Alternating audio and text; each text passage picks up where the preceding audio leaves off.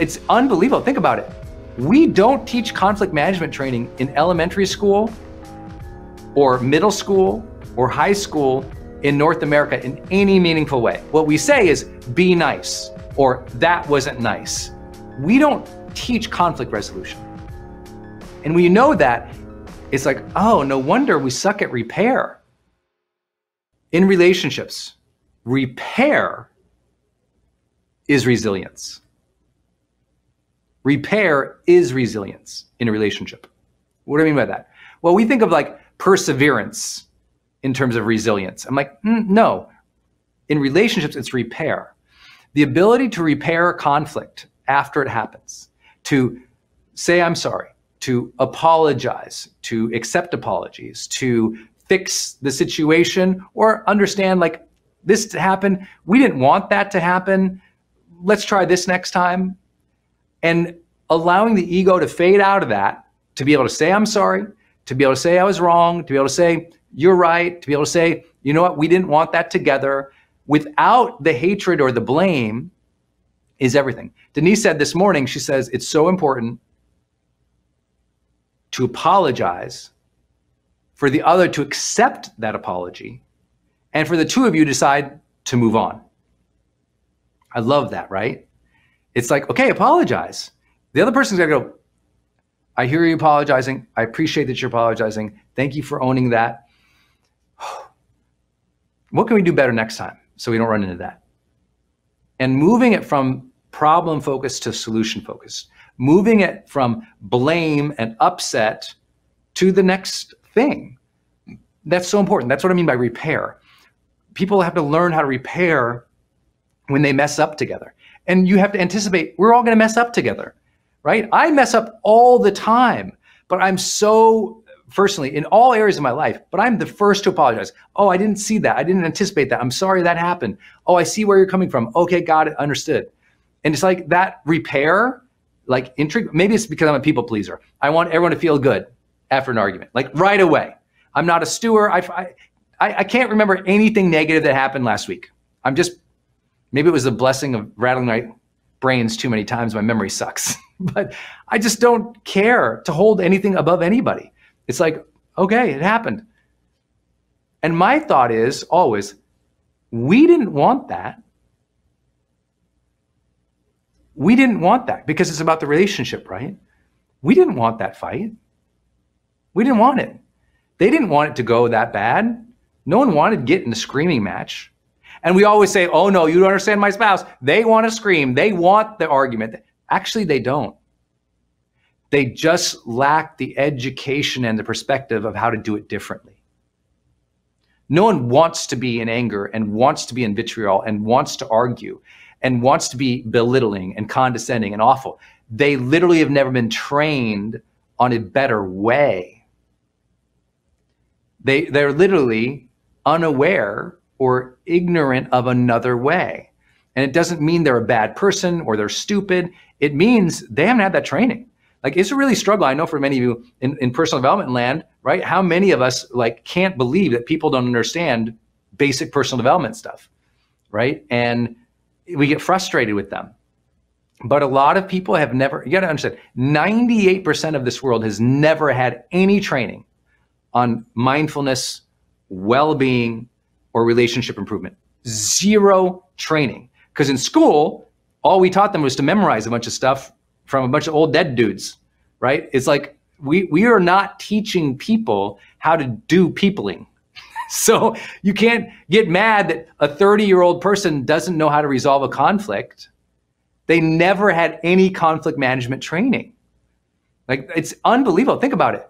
We don't teach conflict management training in elementary school or middle school or high school in North America in any meaningful way. What we say is be nice or that wasn't nice.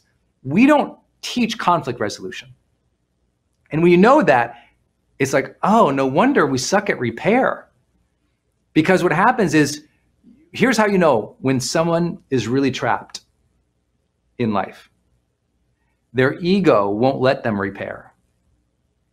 Their ego has to hold on to the bitterness and the anger. Their ego has to make the other person evil and wrong and terrible. The ego makes the others always to blame, always the awful, always just the stuff. The ego traps. And so now the issue is you're trapped in your ego, but the ego wants to condemn everybody. Again, cancel culture or vilification culture, where they're just this terrible person. They said the wrong thing. They made a mistake. It's okay, by the way, that you get upset about it. I'm not here to say we should all be Pollyannish. I get upset about tons of things. It's the question of, can you repair it when you get upset, when you get too upset, when the argument goes sideways, when your energy together sucks? Can you repair it? Can you say, you know what? I know our energy sucked together. We didn't want that. I'm sorry for my part. I love you very much. And the other person go, I accept that. I didn't want that either. I love you very much. Let's go get a pina colada. I'm just saying there's ways to repair. Pina coladas are always good on our department. I'm just saying there's ways to move beyond things, and I hope that makes a little light, because listen, I know this is serious topics, but I love this stuff. I want you to have deep, meaningful, loving relationships, but you can't ever if you don't repair the stuff as you go. Not repair every 5 years, every 10 years. If you need to repair it, you're going to tell all the people, I go, you got 48 hours tops to repair, which I believe is super generous. I used to teach, you get 4 hours to repair. And I was very well educated by some marital therapists being like, well, that's not everyone's style. Some people don't go sit away.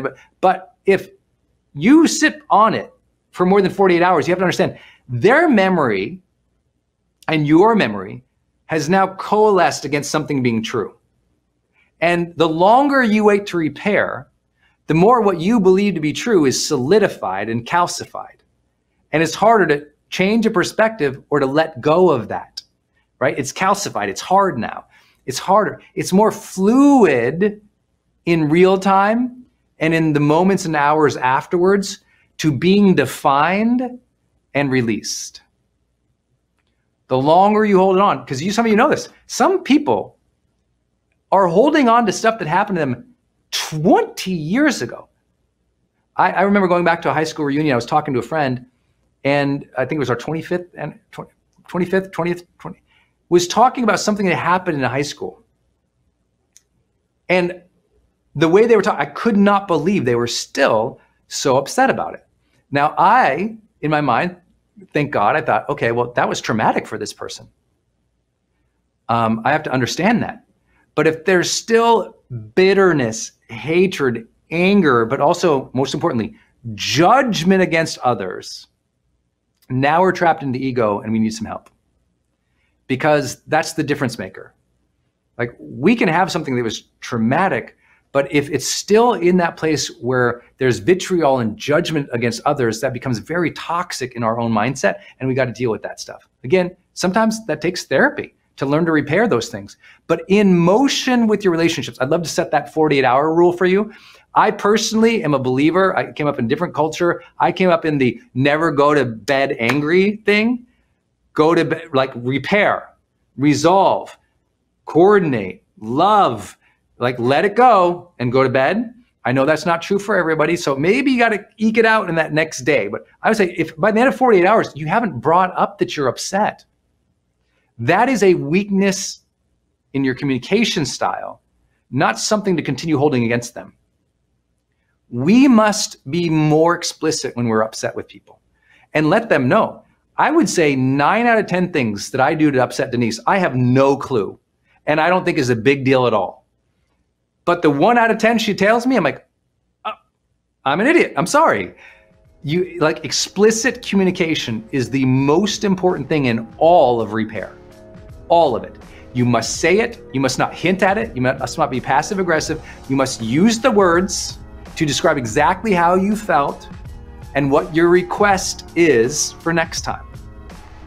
Describe how you felt, not describe what they did, describe how you felt, and then make the repair request for next time. Next time that happens, can we do this? Next time that happens, can you consider that? Next time, what could we do? And I think that's really important, really important.